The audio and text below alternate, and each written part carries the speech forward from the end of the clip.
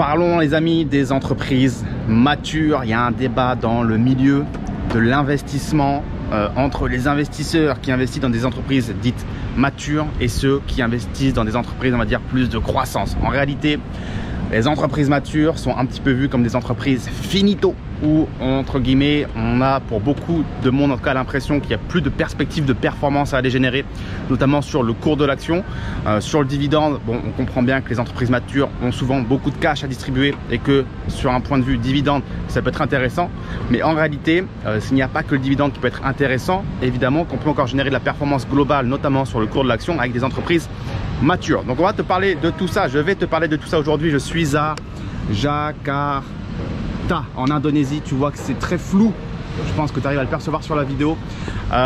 Bon, c'est pollué, c'est un endroit pollué et aujourd'hui il y a un bel orage, donc je pense qu'il y a un mélange de précipitation et de pollution, mais en tout cas c'est pollué, même si à l'air là comme ça quand je le respire je ne le sens pas. Les amis, on va pas faire de la météorologie, je sais pas si ça se dit. Aujourd'hui on va parler des entreprises matures. On va faire un constat très simple. Quand on regarde les entreprises qui versent un dividende depuis plus de 60 ans, on se rend compte qu'il y a seulement 16 entreprises. Pour cette vidéo, je vais me baser sur deux d'entre elles, Colgate et Johnson & Johnson. Donc a priori, si tu te brosses les dents tous les jours, Colgate, tu connais. Et a priori, si tu te laves aussi tous les jours, Johnson & Johnson, tu connais. Puisque Johnson, ça commercialise des savons par exemple, des lentilles que je porte de façon journalière. C'est commercialisé par Johnson & Johnson. Bref, on va dire que c'est des soins d'hygiène, des soins corporels, des soins pour la vie de tous les jours.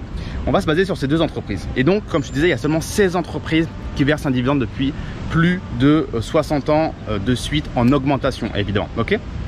Et dans l'esprit commun des gens, et c'est pas qu'en France, je le vois aussi sur des forums comme Reddit, que j'aime bien aller lire, dans la tête des gens, les actions à dividende sont pour certains associées à de la faible performance et les entreprises matures sont souvent vues aussi comme des entreprises finies. C'est-à-dire que c'est pas sur ces entreprises qu'il faut investir si on veut pouvoir générer le plus de performance. Et en réalité, il faut être conscient quand même d'une chose, c'est que c'est extrêmement rare de devenir une entreprise mature. C'est-à-dire que si on reprend l'exemple du dividende qui a augmenté pendant 60 ans de suite, qu'est-ce que ça veut dire? Concrètement, on va décomposer tout ça. Mets-toi à la place de l'entrepreneur qui crée une entreprise. Il faut que ton entreprise, elle survive déjà 60 ans. Ok? Donc là, déjà, c'est dur. Moi, je suis entrepreneur. Ça fait 10 ans que je suis entrepreneur. Ça fait 10 ans que ma boîte, elle est en vie. 10 ans, c'est quand même long. Et puis, c'est pas tous les jours facile. Donc, il faut que ta boîte survive 60 ans. Donc, déjà là, c'est un très beau résultat. Ensuite, il faut que ta boîte, elle soit cotée en bourse 60 ans. Là, c'est un autre résultat. Puisqu'en tant qu'entrepreneur, faire coter sa boîte, ça veut dire qu'il faut avoir généré beaucoup de succès. D'autant plus que pour être coté en bourse, il y a des critères de liquidité, il y a des critères de capitalisation. Donc rester coté en bourse, c'est pas toujours évident. Il y a des boîtes qui sortent de la cotation parce qu'elles répondent plus aux critères. Donc il faut rester coté en bourse 60 ans. Ensuite, il faut être en mesure de verser un dividende. Il y a combien d'entrepreneurs aujourd'hui qui ont des activités et qui galèrent à se payer des salaires ou à sortir des dividendes? Donc il faut que l'entreprise cotée en bourse soit en mesure d'avoir suffisamment de bénéfices pour pouvoir verser un dividende à ses actionnaires. En réalité, quand on regarde le S&P 500, c'est pas si rare puisque à peu près 80% des entreprises cotées en bourse sur le S&P 500 versent un dividende. Donc peut-être que ça te paraît énorme, mais c'est la réalité. 80% des boîtes cotées sur le S&P 500 versent des dividendes. Alors certaines plus ou moins généreuses, avec un plus ou moins gros rendement du dividende, mais 80% quand même. Et ensuite, en dernier critère, il faut que ce dividende soit augmenté pendant 60 ans de suite. Donc c'est quand même énorme, toi, ça fait quand même pas mal de filtres pour en arriver jusque là. Et encore une fois, peu d'entreprises peuvent se vanter d'avoir atteint ce résultat. Donc pour augmenter un dividende pendant 60 ans de suite, ça veut dire quoi? Il faut que ton bénéfice net par action, il faut que ton bénéfice global au niveau de l'entreprise, il est augmenté pendant au moins 60 ans. Alors pas forcément chaque année, mais au moins sur une tendance long terme et régulière pendant au moins 60 ans de suite. Donc vraiment, c'est pas simple parce que tu le sais tout comme moi, on est dans un monde extrêmement compétitif aujourd'hui. Tout va très vite, d'autant plus à l'heure d'aujourd'hui. Et aujourd'hui, quand quelque chose marche, qu'est-ce qui se passe? Tout le monde te copie. On aime bien dire les États-Unis innovent, la France régule, les Chinois copient. Bon bref, chacun fait ce qu'il veut, mais quand quelque chose marche, tu peux pas le garder secret ad vitam aeternam. Tout le monde va vouloir faire la même chose que toi. On le voit par exemple sur les business en ligne tels que le mien, d'autant plus depuis la pandémie. Quand les gens ont compris qu'il y a de l'argent, que tu fais de la marge, que tu as la liberté d'être où tu veux, quand tu veux, etc., comme on l'est ici par exemple en Indonésie, à Jakarta, les gens copient et ça vient prendre des parts de marché, ça vient grignoter tes bénéfices. Donc c'est un monde compétitif Et même si on a des avantages compétitifs, parce que par exemple quand j'investis en bourse et d'autant plus en start-up, on regarde quel est l'avantage compétitif que l'entreprise peut avoir, qu'est-ce qui fait que la concurrence ne peut pas copier la solution, qu'est-ce qui fait que la solution elle est unique, qu'est-ce qui fait que la boîte va fonctionner, continuer de générer des bénéfices. Même si on a un avantage compétitif sur le court terme qui va te protéger de la concurrence, généralement on n'a jamais la moindre garantie que cet avantage concurrentiel puisse durer ad vitam aeternam.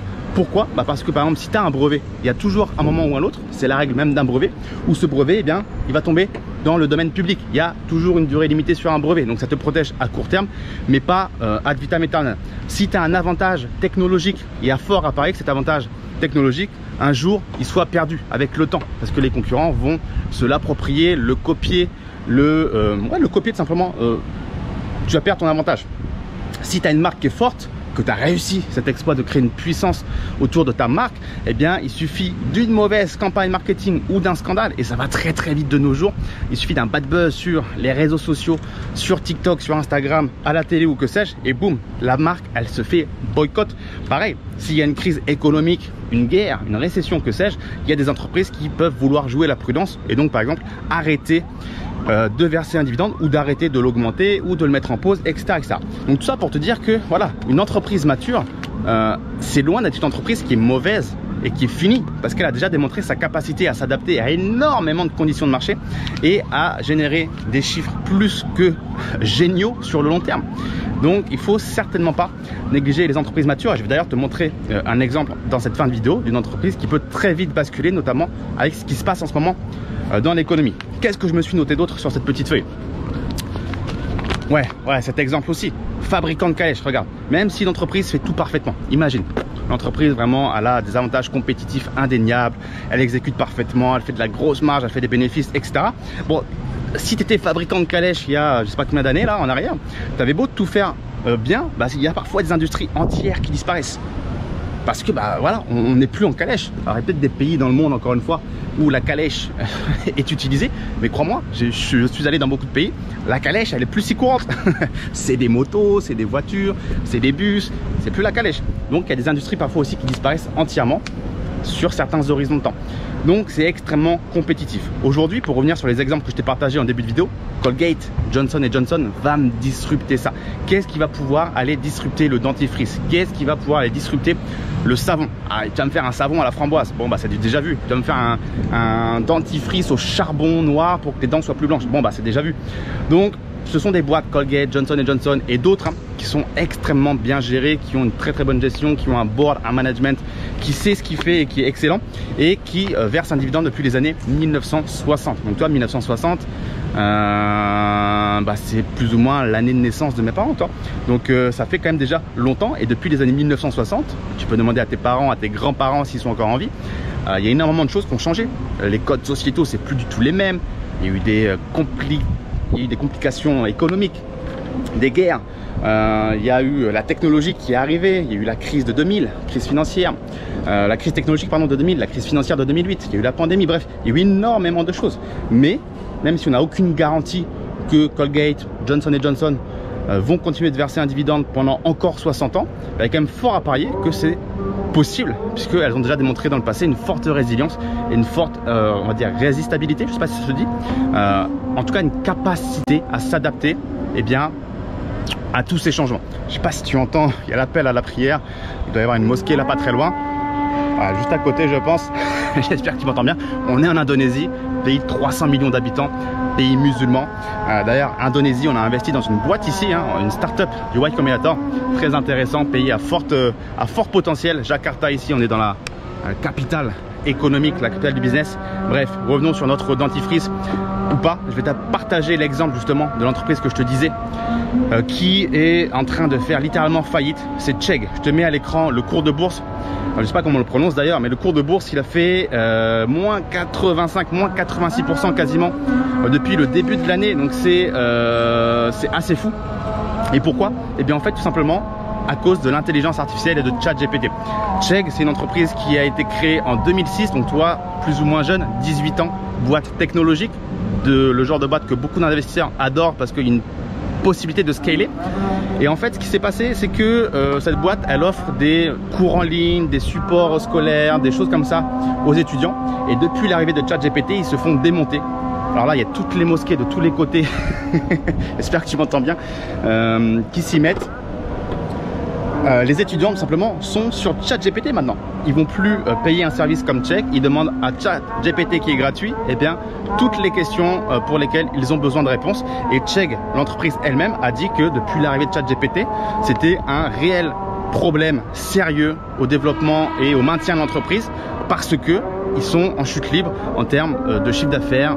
Les étudiants n'utilisent plus leurs solutions et le cours de bourse directement en a pâti, moins 86% en même pas une année.